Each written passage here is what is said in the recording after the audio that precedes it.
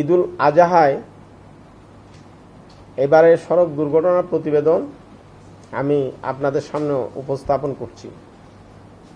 আপনারা নিশ্চয়ই জানেন প্রতি বছর আমাদের দেশে ঈদে বেশি মানুষের যাতায়াত হয়ে থাকে, ফলে সড়কে নানান অব্যবস্থাপনার কারণে দুর্ঘটনাও বেড়ে যায়। সেই কারণে বিগত 2016 সাল থেকে বাংলাদেশ যাত্রী কল্যাণ সমিতি সরকারের সংশ্লিষ্টদের ঘুম ভাঙাতে নিয়ন্ত্রক সংস্থা ও আইন শৃঙ্খলা রক্ষাকারী বাহিনীকে মাঠে সক্রিয় রাখার নিয়তে প্রতি বছর ঈদের আগে পরে যাত্রী সাধারণের নানান দাবি দাওয়া নিয়ে আপনাদের সম্মুখে হাজির হই।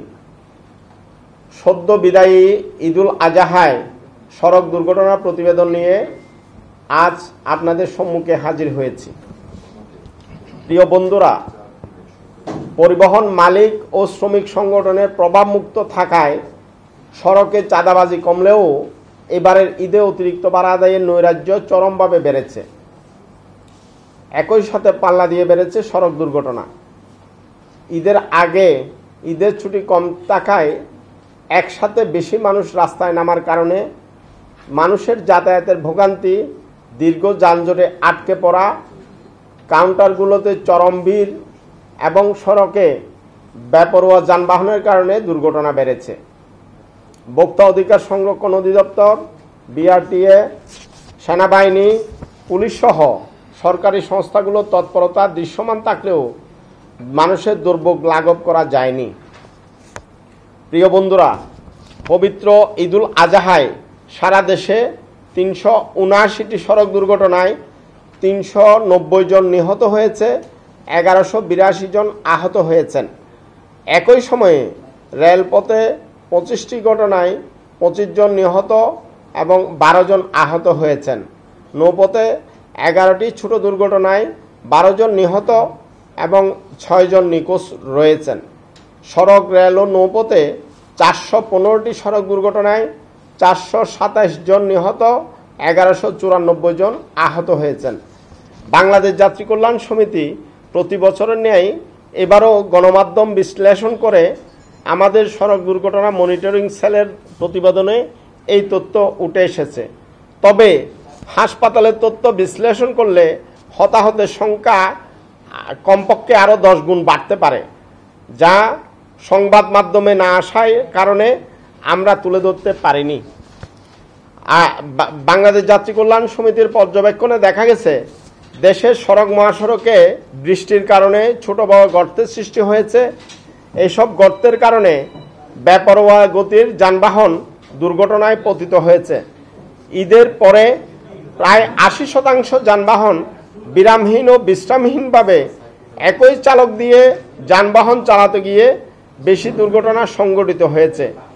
ফলে এইসব দুর্ঘটনায় সিংহভাগ খাদে পড়া এবং কোনোটি ট্রাকের পেছনে লেগে দুর্ঘটনা বেশি ঘটেছে। আবার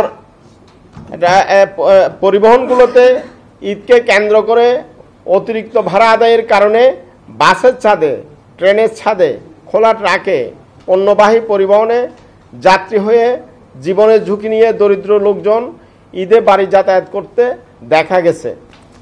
ঈদ যাত্রা শুরুর দিন 31 মে থেকে ঈদ শেষে কর্মস্থলে ফেরা 14 জন পর্যন্ত বিগত 15 দিনে 379টি সড়ক দুর্ঘটনায় 390 জন নিহত, 1182 জন আহত হয়েছেন।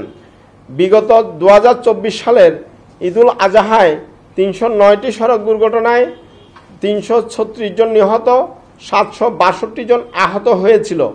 বিগত ঈদুল আজহার সাথে তুলনা করলে সড়কে দুর্ঘটনা 22.65%, প্রাণহানি 16.07%, আহত 55.11% বেড়েছে। প্রতিবেদনে দেখা গেছে বরাবরের মতো এবারও দুর্ঘটনার শীর্ষে রয়েছে মোটরসাইকেল। এবারের ঈদে 134টি মোটরসাইকেল দুর্ঘটনায় 147 জন নিহত, 148 জন আহত হয়েছেন, যা মোট দুর্ঘটনার 35.35%।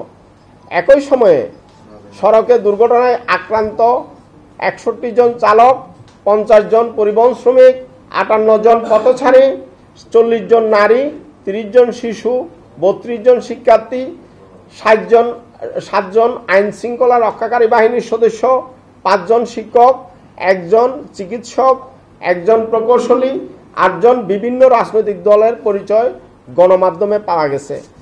সংগঠিত দুর্ঘটনার বিশ্লেষণ করলে দেখা যায় মোট যানবাহনের 26.54% মোটরসাইকেলে, 19.11% ট্রাক কাভার্ড ভ্যান, 18.58% বাস, 13.62% ব্যাটারি চালিত রিক্সা, 7.43% কার মাইক্রোবাস, 7.61% নসিমন করিমন, 7.07% সিএনজি চালিত অটোরিকশা এসব দুর্ঘটনার সাথে জড়িত ছিল। দুর্ঘটনার 28.23% মুখোমুখি সংঘর্ষ, 40.63% পথচারীকে গাড়ি চাপা দেওয়ার ঘটনা, 20.05% নিয়ন্ত্রণ হারিয়ে খাদে পড়ার ঘটনা, 0.79% ট্রেন এবং যানবাহনের সংঘর্ষ, 10.29% অন্যান্য অজ্ঞাত কারণে সংঘটিত হয়েছে। এইসব সড়ক দুর্ঘটনাগুলো ধরন বিশ্লেষণ করলে দেখা গেছে মোট সংঘটিত দুর্ঘটনার 37.20% জাতীয় মহাসড়কে, 28.23% আঞ্চলিক মহাসড়কে, 28.49% ফিডার রোডে সংঘটিত হয়েছে। এছাড়াও সারা দেশে সংঘটিত মোট দুর্ঘটনার 4.48% ঢাকা মহানগরীতে, 0.79% চট্টগ্রাম মহানগরীতে এবং 0.79% রেল ক্রসিংগুলোতে সংঘটিত হয়েছে। ঈদের আগে আমরা যেটা পর্যবেক্ষণে দেখেছি, ঈদের আগে ছুটি কমপক্ষে 4 দিন রাখা হলে ধাপে ধাপে মানুষ বাড়ি যাওয়ার সুযোগ পায়, যেটা আমরা পবিত্র ঈদুল ফিতরে আমরা লক্ষ্য করেছি। ফলে যানজট এবং দুর্ঘটনা কমে আসে।